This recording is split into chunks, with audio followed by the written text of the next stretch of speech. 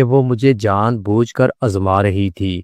ایک دن شام کے وقت وہ مجھے اندرونی کمرے میں لے آئی، کہنے لگی یہ دیکھو میں نے نیا سامان منگوایا ہے، دیکھو یہ کیسا لگ رہا ہے۔ کمرے میں خوشبو پھیلی ہوئی تھی، پردے نئے لگے ہوئے تھے اور بستر پر رنگین چادر بچھی تھی۔ میں نے بہت تعریف کی۔ وہ میرے قریب آ کر بولی، کبھی کبھی میں سوچتی ہوں اگر کوئی دوست یہ سب دیکھنے آئے تو کتنا اچھا لگے۔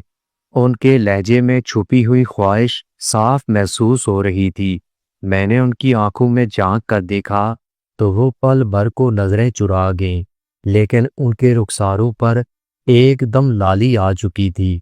اب یہ تعلق محض باتوں تک محدود نہیں تھا، جذبات ایک نئے موڑ پر پہنچنے والے تھے۔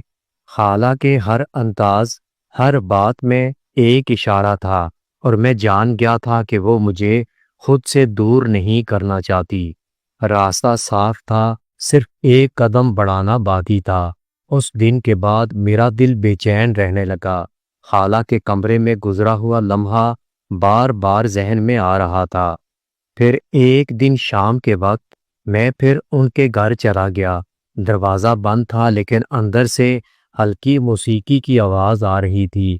میں نے دستک دی تو وہ جلدی سے باہر آئی۔ ان کے سر پر دوپٹہ نہیں تھا۔ مجھے اندر لے کر آئی۔ میں ان کے ساتھ اندر چلا گیا۔ میں نے بے ساختہ کہہ دیا، آج آپ کچھ خاص لگ رہی ہیں۔ وہ میری بات سن کر مسکرانے لگی، کہنے لگی تمہیں ہر وقت تعریف کرنے کی عادت ہے۔ لیکن ان کی بات میں نرمی تھی، وہ مسکراہٹ جو کسی گہرے راز کو چھپا رہی تھی۔ میں ان کے پاس بیٹھ گیا۔ کمرے کی فضا عام دنوں سے الگ تھی، خوشبو تیز تھی، روشنی ہلکی تھی۔ ایسا لگ رہا تھا جیسے ماحول خود مجھے اشارہ دے رہا تھا۔ خالہ نے آہستہ سے کہا، کبھی کبھی لگتا ہے جیسے تم مجھے بہت اچھی طرح سمجھتے ہو۔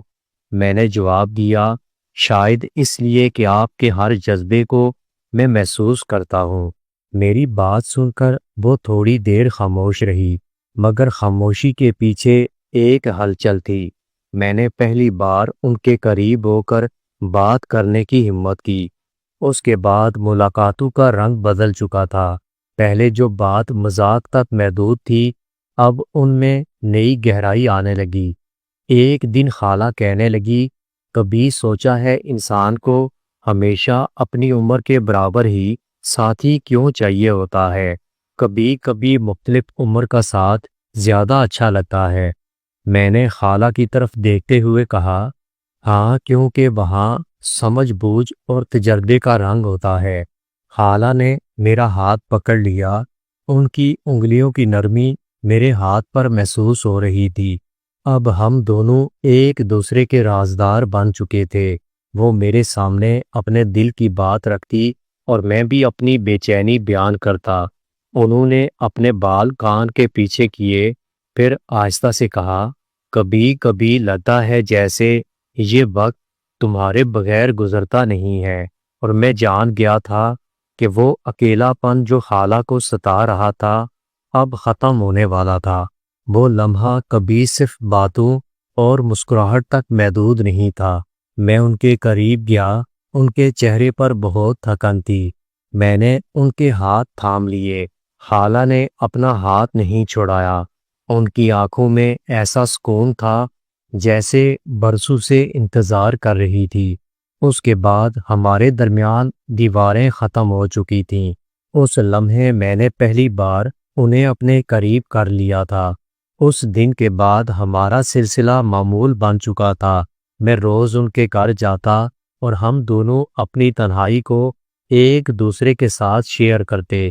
ان کے ہونٹوں پر مسکراہٹ واپس لوٹ آئی تھی، وہ پہلے سے زیادہ خوبصورت لگ رہی تھیں، اور میں نے اپنے اندر بھی ایک عجیب سکون کو محسوس کیا تھا۔